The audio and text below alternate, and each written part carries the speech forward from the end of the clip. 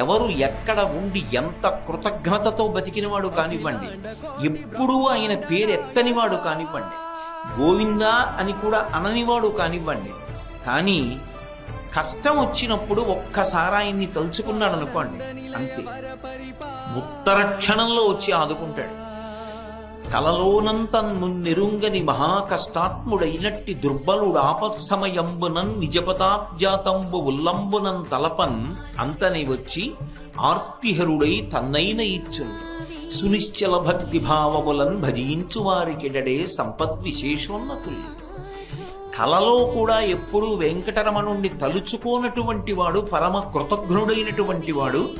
ఆపత్కాలంలో ఏదైనా పెద్ద కష్టం వచ్చి మీద పడిపోయి తన దగ్గర ఉన్నటువంటి ఉపకరణముల చేత తన బుద్ధి చేత తాను తప్పించుకోవడం సాధ్యం కాదు అన్న విషయాన్ని బుద్ధి చేత రూఢం చేసుకుని,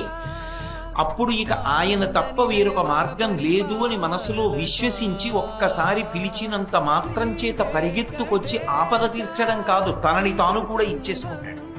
తన్నై ఎవరు ఎక్కడ ఉండి ఎంత కృతజ్ఞతతో బతికినవాడు కానివ్వండి, ఎప్పుడూ ఆయన